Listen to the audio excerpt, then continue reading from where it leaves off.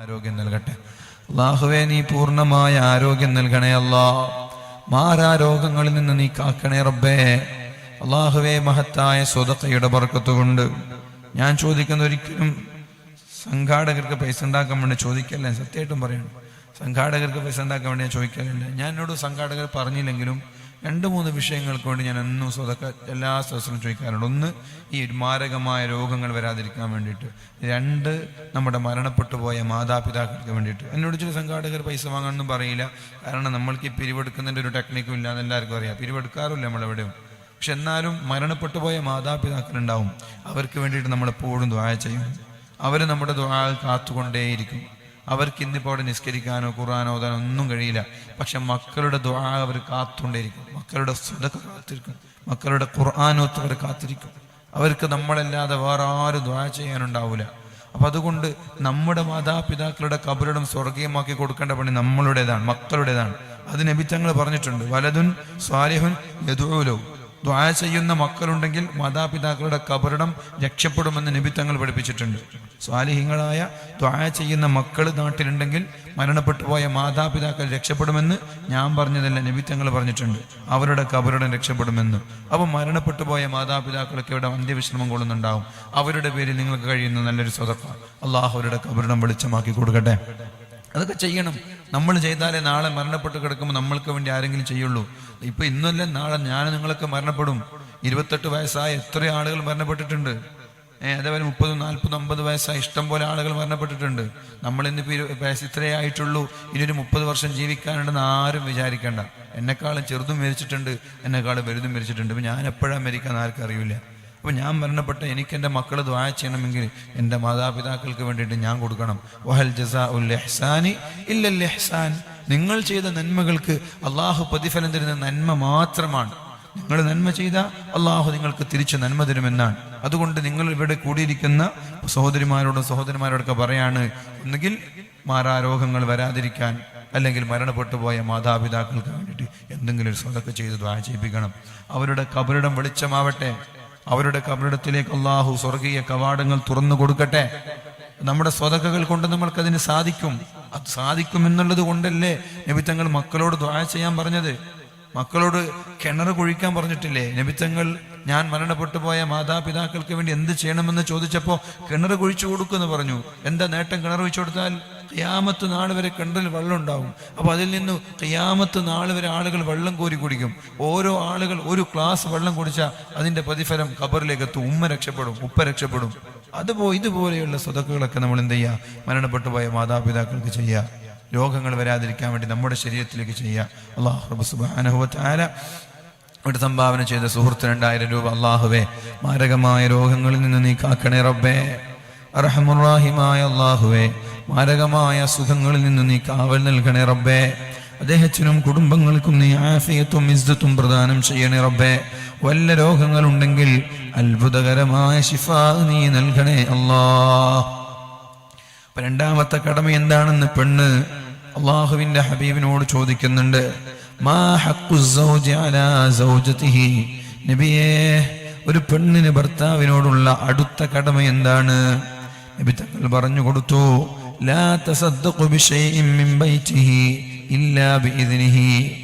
ലാ തസദ്ദഖു ബിശൈഇൻ മിൻ ബൈതിഹി ഇല്ലാ ബിഇദ്നിഹി. ഭർത്താവിന്റെ സമ്പത്ത് ഭർത്താവിന്റെ സമ്മതമില്ലാതെ പെണ്ണ് സ്വതക്ക ചെയ്യാൻ പാടില്ല. ബാലിന്റെ സദസ്സിലേക്ക് കടന്നു വന്നിട്ട് നരകവും സ്വർഗമൊക്കെ പറയുമ്പോ, നിങ്ങൾ രോഗമൊക്കെ പറയുമ്പോ, അസുഖങ്ങളുടെ കണക്ക് പറയുമ്പോ, നിങ്ങൾ ഭർത്താവിന്റെ സമ്പത്ത് ഭർത്താവ് അറിയാതെ സ്വതക്ക കൊടുക്കാൻ പാടില്ല. ഭർത്താവിന് സമ്മതമാണെങ്കിൽ കൊടുക്കാം.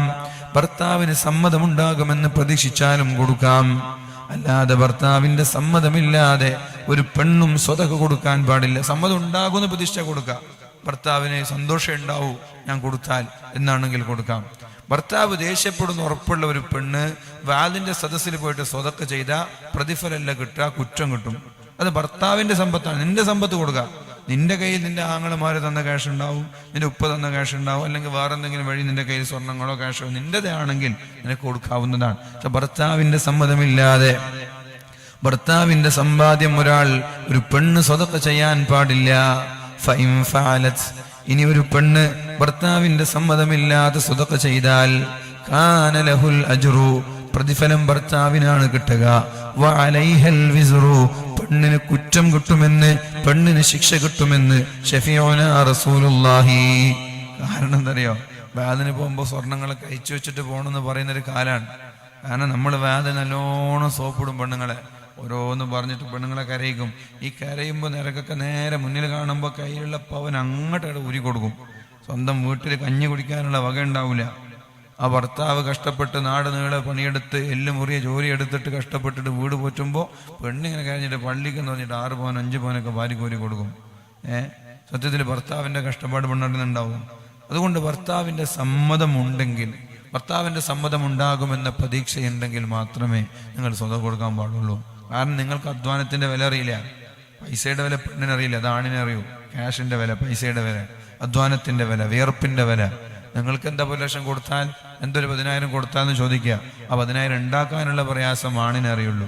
അതുകൊണ്ട് നിങ്ങൾ എന്ത് ചെയ്യേണ്ട, ഭർത്താവിൻ്റെ സമ്മതമില്ലാതെ, ഭർത്താവിൻ്റെ സമ്പത്ത് നിങ്ങളുടെ സമ്പത്തല്ല, നിങ്ങളുടെ സമ്പത്ത് നിങ്ങൾ കൊടുക്കാവുന്നതാണ്. ഭർത്താവിൻ്റെ സമ്പത്ത് നിങ്ങൾ ഭർത്താവിൻ്റെ സമ്മതമില്ലാതെ സ്വതം കൊടുക്കാൻ പാടില്ല.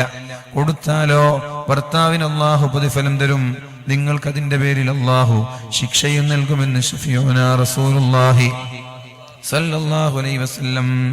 പിന്നെ അപ്പോഴാണ് പെണ്ണ് നബി തങ്ങളോട് ചോദിക്കുന്നത്, യാ നബി അല്ലാഹ് മാ ഹഖ്ഖു സൗജി അലാ ഇംറഅതിഹി, ഒരു പെണ്ണിന് പിന്നെ എന്താണ് ഭർത്താവിനോടുള്ള കടമകൾ പറഞ്ഞു തരൂ നബിയേ. നബി തങ്ങൾ പറഞ്ഞു, ലാ തഖ്റുജ മിൻ ബൈതിഹി ഇല്ലാ ബിഇദ്നിഹി, പെണ്ണേ ഭർത്താവിന്റെ സമ്മതമില്ലാതെ ഒരു കാരണവശാലും വീടിന്റെ പുറത്തിറങ്ങാൻ പാടില്ല. ഭർത്താവിന്റെ സമ്മതമില്ലാതെ ഒരു പെണ്ണും പുറത്തിറങ്ങാൻ പാടില്ല. സമ്മതം ചോദിച്ചിട്ടേ പുറത്തിറങ്ങാൻ പാടുള്ളൂ. നിങ്ങളുടെ ആര് മരണപ്പെട്ടാലും ശരി, ഷോപ്പിങ്ങിന് പോവാണെങ്കിലും ശരി, കല്യാണത്തിന് പോവാണെങ്കിലും ശരി, എവിടെയൊക്കെ വാലിന്റെ സദസ്സാണെങ്കിലും ശരി, ഗൾഫിലാണ് ഭർത്താവ്, വിളിച്ചിട്ട് സമ്മതം കിട്ടാതെ വീട്ടിൽ നിന്നിറങ്ങുന്നത് ഒരിക്കലും അനുവദിച്ചു കൊടുക്കുന്ന പ്രശ്നമല്ല, പാടില്ല എന്നാണ് നബി തങ്ങൾ പറഞ്ഞത്. പിന്നെ എങ്ങനെ പെണ്ണെ വാലിന് വരും? വാലുണ്ടെങ്കിൽ ഭർത്താവിനോട് സമ്മതം ചോദിക്കണം. ഇതൊക്കെ ലാഘവത്തോടെ കാണുകയാണോ? ഇതൊക്കെ നിസ്സാരമായി കാണുകയാണോ? ഭർത്താവിന്റെ സമ്മതമില്ലാതെ ഒരു കാരണവശാലും ഒരു പെണ്ണ് പുറത്തിറങ്ങരുത്. ഇത് ചില ആളുകൾക്ക് ഇഷ്ടപ്പെടൂല. ഇന്നത്തെ ഫെമിനിസ്റ്റുകൾക്ക്, സ്ത്രീവാദികൾക്ക് ഒരു പക്ഷേ ഇതൊന്നും ഇഷ്ടപ്പെട്ടു എന്ന് വരില്ല. പക്ഷെ ഈ തീരുമാനം ഇസ്ലാമിൻ്റെതാണ്. നിയമം ലോകം അള്ളാഹുവിൻ്റെതാണ്. നിയമം അള്ളാഹുവിൻ്റെതാണ്. നിയമം പഠിപ്പിക്കുന്നതും അറിയിക്കുന്നതും ഇറക്കിത്തരുന്നതും അള്ളാഹുവാണ്. സൃഷ്ടികളായ നമ്മൾ സൃഷ്ടാവിനെ വഴിപ്പെടേണ്ടവരാണ്. അള്ളാഹുവാണ് നമ്മെ സൃഷ്ടിച്ചത്. അപ്പൊ നമ്മൾക്ക് ഏറ്റവും ഖൈറായ തീരുമാനങ്ങളെ അള്ളാഹു ലോകത്തോട് പഠിപ്പിച്ചു തന്നിട്ടുള്ളൂ. അള്ളാഹുവാണ് നമ്മെ സൃഷ്ടിച്ചത്. അപ്പൊ നമ്മൾക്ക് എന്താണ് ഖൈറ് എന്ന് ഓരോ ആളുകളെ സംബന്ധിച്ചിടത്തോളം എന്താണ് അവർക്ക് ഖൈറ്, അവരുടെ നന്മയേതാണ് എന്ന് അള്ളാഹുവിനേക്കാൾ കൂടുതൽ വേറെ ഒരാൾക്കും അറിയില്ല. ഒരു പെണ്ണിന്റെ നന്മയെന്ത്, പെണ്ണിന് എന്താണ് ഖൈറ് എന്ന് കൂടുതൽ അറിയുന്നത് അള്ളാഹുവിനാണ്. ഫെമിനിസ്റ്റുകൾക്കല്ല, സ്ത്രീവാദികൾക്കല്ല, ലിബറൽ വാദികൾക്കല്ല. സോഷ്യൽ മീഡിയകളിലൂടെ അപവാദം പ്രചരിപ്പിക്കുന്ന ഏതെങ്കിലും സ്ത്രീകൾക്കുള്ളതല്ല. തീരുമാനം അള്ളാഹുവിൻ്റെതാണ്. മുസ്ലിമത്തായ പെണ്ണിനോടാണ് ഇത് പറയുന്നത്. കാരണം എല്ലാ പെണ്ണുങ്ങളോടും ഇത്തരം വിഷയം പറഞ്ഞാൽ അവർ ചോദിക്കും, ഞങ്ങൾക്കും സമത്വം വേണ്ടേ എന്ന്. എന്നാൽ പുരുഷന്മാർക്ക് മാത്രം ഇത്ര അധികാരം, ഭർത്താവിന് മാത്രം എന്താ ഇത്ര അധികാരം, ഞങ്ങളെന്താ മനുഷ്യരല്ലേ എന്നിങ്ങനെ ചോദിക്കും ചില പെണ്ണുങ്ങൾ. ചോദിച്ചു കൊണ്ടിരിക്കുന്നുണ്ട് ചില പെണ്ണുങ്ങൾ. സമത്വം ഞങ്ങൾക്കും വേണമെന്ന് പറയുന്നുണ്ട്. അതൊന്നും നടക്കുന്ന വിഷയമല്ല സമത്വം എന്ന് പറയുന്നത്. ഇത് ഇത്തരം ലിബറൽ ചിന്താഗതികളുള്ള ഒരു പെണ്ണിനോടല്ല ഞാൻ പറയുന്നത്. അവർക്ക് ഇഷ്ടമുള്ളതുപോലെ ജീവിക്കാം. പക്ഷേ ഒരു മുസ്ലിമത്തായ പെണ്ണ് അള്ളാഹുവിനെ പേടിയുണ്ടെങ്കിൽ ഇങ്ങനെ ചെയ്യണം. അള്ളാഹുവിനെ പേടിയില്ലേ, തോന്നിയതുപോലെ നടന്നോ, ആരും ചോദിക്കാൻ വരുന്നില്ല, ആരും അന്വേഷിക്കാൻ വരുന്നില്ല, ആരും ഉപദേശിക്കാൻ വരികയുമില്ല. അള്ളാഹുവിനെ പേടിയുള്ള പെണ്ണുങ്ങളോട് മാത്രമാണ് ഇത് പറയുന്നത്. ഇത് പറയേണ്ടി വരുന്നത് നമ്മുടെ ഇത്തരം വാലുകളൊക്കെയാണ് പെണ്ണെ ക്ലിപ്പുകളാക്കുക. ഓരോ ആളുകൾക്ക് ഇഷ്ടമുള്ളത് ഓരോ ആളുകൾ ക്ലിപ്പാക്കും. 2 മണിക്കൂറിന്റെ വാലിൽ ഓരോ ആളുകൾക്ക് ഇഷ്ടമുള്ളത് ഓരോ ആളുകൾ ക്ലിപ്പാക്കും. അപ്പോൾ അതിൽ ചില രാഷ്ട്രീയ പാർട്ടിയെ കുറിച്ച് പറഞ്ഞിട്ടുണ്ടാവും, ചില സംഘടനയെ കുറിച്ച് പറഞ്ഞിട്ടുണ്ടാവും. അപ്പോൾ ഇന്നാലിന്ന സംഘടന അവർക്ക് ഇഷ്ടപ്പെട്ടത് ക്ലിപ്പാക്കും, രാഷ്ട്രീയക്കാർ അവർക്ക് ഇഷ്ടപ്പെട്ടത് ക്ലിപ്പാക്കും, എന്നിട്ട് അവരത് ഫേസ്ബുക്കിൽ ഓടിക്കും. അവരുടെ കാര്യലാഭത്തിന് വേണ്ടിയിട്ടാണ് ചെയ്യുക. അത് വേറെ ഏതെങ്കിലും സംഘടനക്കാർ നമ്മോട് തെറ്റിയിട്ട് കാര്യമുണ്ടോ? അവർക്ക് അനുകൂലമായത് വേറെ ഭാഗത്തുണ്ടാവും.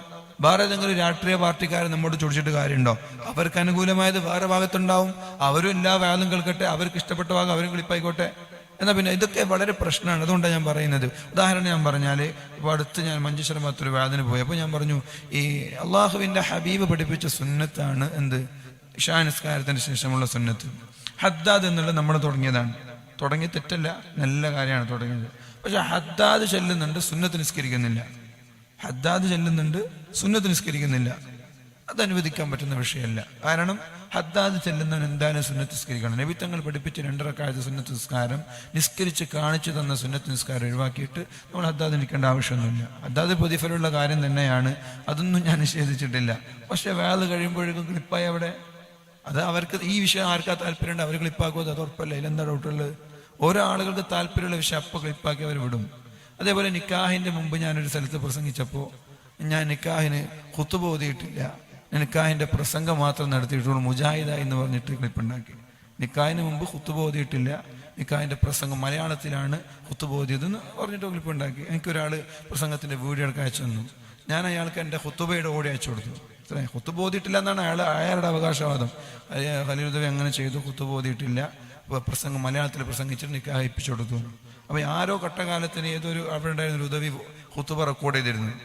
ആ റെക്കോർഡ് എൻ്റെ കയ്യിലുണ്ടായിരുന്നു. അപ്പോൾ ഞാൻ എന്ത് ചെയ്തു, ആൾക്ക് വേഗം ഈ ഖുത്ബയുടെ വോയിസ് ഇട്ട് കൊടുത്തു. സമാധാനമായില്ലേ ചോദിച്ചു. ഇങ്ങനെയാണ് ആളുകൾ, ഓരോ ആളുകൾക്ക് തോന്നുന്നത് ആളുകൾ പറയും.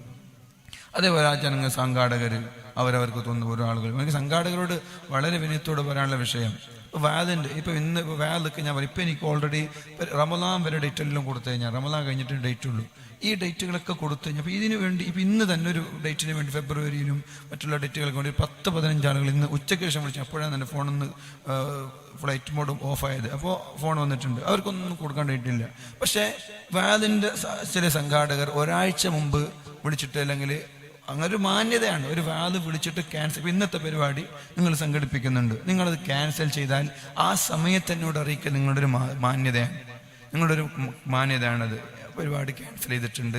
അപ്പോൾ ഞാൻ എന്ത് ചെയ്യും, ആ ഡേറ്റ് അവിടെ ഫ്രീ ആക്കി വിടും. അടുത്ത ആൾ ചോദിച്ചാൽ കൊടുക്കാൻ പറ്റും. ഇത് ചോദിച്ച ആളുകളൊക്കെ ഡേറ്റ് ഇല്ല. ആളുകൾ വിചാരിക്കുക നമ്മൾ വെറുതെ പറയാണിത്, വെറുതെ പറയാൻ ഡേറ്റൊക്കെ ഉണ്ട്. അപ്പോൾ അവർ വിചാരിക്കുക ഞങ്ങൾ കളവ് പറയാണ്, ഇതിൻ്റെ പേരിൽ ചൊടിയും പിണക്കവും ദേഷ്യവും വൈരാഗ്യവും പാരയും വെക്കുന്നത് ഇഷ്ടംപോലെ ആളുകളുണ്ട്. കാസർഗോഡ് ഏറ്റവും കൂടുതൽ അങ്ങനെയുള്ള ആളുകളുണ്ട്. അപ്പോൾ അതുകൊണ്ട് പിന്നെ അങ്ങനെ എന്ത് ചെയ്യും, നമ്മുടെ ഡേറ്റ് അങ്ങനെ ബാക്കി അത് ഞാൻ നാളെയാണ് വേദെങ്കിൽ ഞാൻ ഇന്ന് വിളിച്ചു വയ്ക്കും, വേദ നാളെ ഉണ്ടോ ഉസ്താദ്, അത് ക്യാൻസൽ ചെയ്തു ഉസ്താദ് എന്ന് പറയും. നാളെ ഞാൻ അങ്ങോട്ട് വിളിക്കും, ഇങ്ങോട്ടല്ല, ഞാൻ അങ്ങോട്ട് വിളിക്കാൻ പോകും. ഡിസംബറിൽ 5 വേദകളാണ് അങ്ങനെ ക്യാൻസൽ ചെയ്തത്. ഡിസംബറിൻ്റെ ഫുള്ളായിരുന്നു, 5 വേദകൾ അങ്ങനെ. എനിക്ക് ക്യാൻസൽ ചെയ്യുന്ന സന്തോഷമാണ്, കാരണം ഒരു ഫ്രീ കിട്ടുന്നൊരു സന്തോഷമാണ്, ചൊടിയൊന്നുമില്ല. പക്ഷെ പ്രശ്നം എന്താണെന്ന് വെച്ചാൽ ഇങ്ങോട്ട് നേരത്തെ അറിയിക്കണം.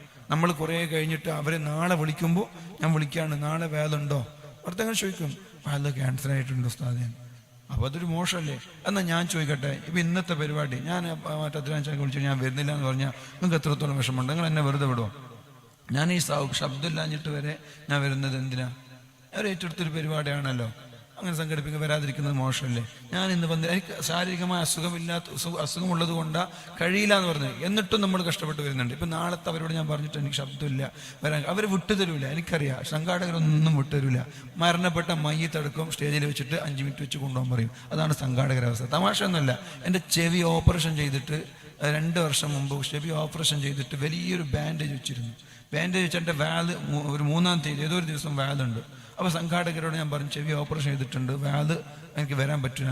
അവർ പറഞ്ഞാൽ പറ്റൂല, പ്രശ്നമാവും, നിങ്ങൾ എന്തായാലും വന്നിട്ട് ഒരു അരമണിക്കൂറെങ്കിലും സ്റ്റേജിൽ ഇരിക്കണം എന്ന് പറഞ്ഞിട്ടുണ്ട്. ചെവി ഓപ്പറേഷൻ ചെയ്തിട്ട് ഞാൻ വീട്ടിലിരിക്കുകയാണ്. ചെവി ഇത്ര വലിയൊരു ബാൻഡേജ് വെച്ച് ചെവിയാണ്, പറ്റൂല, നിങ്ങൾ എന്തായാലും ഇവിടെ പ്രശ്നമാവും, മറ്റേതാവും മറിച്ചത്, നിങ്ങൾ അരമണിക്കൂറെങ്കിലും വരണം. ഞാൻ അവരോട് ചോദിച്ച ചോദ്യമാണ്, ഞാൻ ഇന്ന് മേടിച്ച എൻ്റെ മയ്യത്ത് കൊണ്ടുവരാൻ നിങ്ങൾ പറയുക അവരോടൊന്ന്. ഞാൻ ഫോട്ടോ അയച്ചു കൊടുത്തു, ചെവിയുടെ ഓപ്പറേഷൻ ചെയ്ത് ഇവിടെ ഫോട്ടോ. എന്നിട്ടാണ് പരിപാടി അവർ മാറ്റി വീണ്ടും 2 മാസം കഴിഞ്ഞിട്ട് പരിപാടി സംഘടിപ്പിക്കുക. ഇതാണ് സംഘാടകരുടെ അവസ്ഥ. നമ്മൾക്കൊരു അവകാശം ക്യാൻസൽ, നമ്മളെപ്പോഴും ക്യാൻസലാക്കിയ അപ്പോഴേക്ക് എന്തൊക്കെയോ വിവാദങ്ങൾ. എനിക്കറിയാം, എൻ്റെ ഈ വാട്സപ്പിലൊക്കെ എത്രയോ സംഘാടകരുടെ തോന്നിയാസങ്ങളൊക്കെ ഇഷ്ടംപോലെ ഉണ്ട്. വേദ ക്യാൻസലാക്കുമ്പോൾ അവർ തോന്നിയാസം പറയും. വേദന വിളിക്കുന്ന ആ ഒരു സ്വഭാവം ഡേറ്റ് കൊടുത്തതിന് ശേഷം സംഘാടകർക്ക് ഉണ്ടാവാറില്ല. എന്നാൽ നല്ല സംഘാടകർ ഇഷ്ടം പോലെ ഉണ്ട്, വേദ കഴിഞ്ഞാലും ഉണ്ടാവാറില്ല. അപ്പോൾ ഞാനിതെൻ്റെ ശബ്ദം ശ്രവിക്കുന്നവരോട് പറയാം, നമ്മൾക്ക് എന്തെങ്കിലും അസൗകര്യങ്ങളുണ്ടാവും, എപ്പോഴും 2 മാസം ഏപ്രിൽ മാസത്തിൽ ഏറ്റെടുത്തൊരു വാല് ഇന്ന് ഫ്രീ ആണെന്ന് പറഞ്ഞ് നമ്മൾ കൊടുക്കാണ്. പക്ഷെ 4 മാസം കഴിഞ്ഞിട്ട് നമ്മൾക്ക് അപ്പോൾ ഡേറ്റ് ഉണ്ടാവും, കൊടുത്ത ഡേറ്റ് തന്നെയാണ്. എന്തെങ്കിലും ഒരു അസൗകര്യം നമ്മൾക്ക് ഉണ്ടാവില്ല. ചിലപ്പോൾ എക്സാമുകൾ ഉണ്ടാവുക, കുടുംബത്തിൽ വല്ല ആവശ്യങ്ങൾ ഉണ്ടാവുക, ഹോസ്പിറ്റൽ കേസുകൾ ഉണ്ടാവുക. അപ്പോൾ ഒഴിവാക്കണം എന്ന് പറഞ്ഞാൽ ഒഴിവാക്കാനുള്ളൊരു മാന്യത കാണിക്കണ്ടേ? ഞാൻ ആരോട് ചോദിച്ചാലും ഡേറ്റ് എനിക്ക് ഒഴിവാക്കി തരണം എന്ന് അവരോട് പറയും. അവർ ഓക്കെ എന്ന് പറഞ്ഞാൽ മാത്രമേ എന്താവും ഞാൻ അവിടെ പോവാതിരിക്കാറുള്ളൂ. ഓക്കെ എന്ന് വരണമെന്ന് വാശി പിടിച്ചാൽ പോകാറാണ് പതിവ്, വരണമെന്ന് വാശി പിടിച്ചാൽ. അപ്പം അതുകൊണ്ട് നമ്മൾ കാണിക്കുന്ന ഒരു മര്യാദ ഉണ്ട്. അവർ മര്യാദ സംഘാടന കാണിക്കും. അത്യാവശ്യ ഘട്ടങ്ങളിലൊക്കെ ഡേറ്റ് കൊടുത്ത നിർബന്ധമായിട്ട് വന്നേ പറ്റൂ എന്നുള്ള വാശി പിടിക്കരുത് ദയവ് ചെയ്തിട്ട്. അത് നിങ്ങൾ കഴിയുമെങ്കിൽ ആ സൗകര്യം ഉണ്ടെങ്കിൽ വേറെ ആൾ വിളിച്ചാൽ മതി. നമ്മൾക്ക് ഇനി ഏതെങ്കിലും വർഷത്തിലൊക്കെ പ്രസംഗിക്കാമല്ലോ. ഇത് ശബ്ദമില്ലാത്ത സമയത്തൊക്കെ പ്രത്യേകം പിന്നെ എല്ലാ ദിവസവും പ്രസംഗിച്ച ഈ ശബ്ദം ശരിയാവില്ല. ഒരാഴ്ചയെങ്കിലും വിശ്രമിക്കാതെ ശബ്ദം ശരിയാവില്ല. അത് നിങ്ങൾ സഹകരിച്ചാലും നടക്കുള്ളൂ ഇൻഷാ അല്ലാഹ്. അല്ലാഹു റബ്ബ് സുബ്ഹാനഹു വ തആല നമ്മുടെ എല്ലാ കാര്യങ്ങളും ഖൈറിലും റാഹത്തിനും ബർക്കത്തിനാക്കി തരട്ടെ. അപ്പോൾ നബി സല്ലല്ലാഹു അലൈഹി വസല്ലമ തങ്ങളോട് ഇപ്പോൾ അടുത്തതായി ചോദിച്ചത്, ഇനി എനിക്ക് പെണ്ണിന്റെ ഭർത്താവിനോടുള്ള കടമകൾ എന്തൊക്കെയാണെന്നാണ്. അപ്പോൾ നബി തങ്ങൾ പറഞ്ഞു, ലാ തഖ്റുജ മിൻ ബൈതിഹി ഇല്ലാ ബിഇദ്നിഹി. ഭർത്താവിന്റെ സമ്മതമില്ലാതെ ഒരു പെണ്ണ് ഒരു കാരണവശാലും വീട്ടിൽ നിന്ന് പുറത്തിറങ്ങരുത്. അപ്പൊ അയൽവാസിയുടെ വീട് തൊട്ടപ്പുറത്ത് തന്നെ അയൽവാസി ഉണ്ടാവും. അതും നിങ്ങൾ ഭർത്താവിനോട് പറയണം, ഞാൻ അപ്പം അടുക്കടെ പോവാറുണ്ട്. അതാണ് ഒരു പെണ്ണിന്റെ കടമ. ഇതൊക്കെ ചെയ്യാൻ കഴിയില്ലെങ്കിൽ കല്യാണം കഴിക്കണ്ട എന്ന് തന്നെയാണ് ഇസ്ലാമിന്റെ വിധി. ചെയ്യാൻ കഴിയെങ്കിൽ മാത്രം ചെയ്താൽ മതി. അത് ആണ് വലുത് പെണ്ണ് ചെറുതൊന്നുമല്ല. പെണ്ണിൻ്റെതായ ചില സ്വഭാവവും ശരീരപ്രകൃതിയൊക്കെ ഉണ്ടാവും. ആണിൻ്റെതായതായിരിക്കും. രണ്ടാളുകളും പരസ്പരം വ്യത്യാസമാണ്. പക്ഷെ ദീൻ അള്ളാഹുവാണ് പഠിപ്പിക്കുന്നത്. അത് അംഗീകരിക്കാൻ നമ്മുടെ ബാധ്യതയാണ് മുസ്ലിമീങ്ങളാണെങ്കിൽ. ഇനി ഒരു പെണ്ണ് ഭർത്താവിന്റെ സമ്മതമില്ലാതെ പുറത്തിറങ്ങി, ടൗണിലേക്ക് ഇറങ്ങി, വാലിനിറങ്ങി, കുടുംബക്കാരുടെ വീട്ടിലേക്ക് ഇറങ്ങി, സ്വന്തം വീട്ടിലേക്ക് അഥവാ പെണ്ണിന്റെ ഉപ്പയുടെ വീട്ടിലേക്ക്, ഉമ്മയുടെ വീട്ടിലേക്ക് ഭർത്താവിന്റെ സമ്മതമില്ലാതെ ഒരു പെണ്ണിറങ്ങിപ്പോയാൽ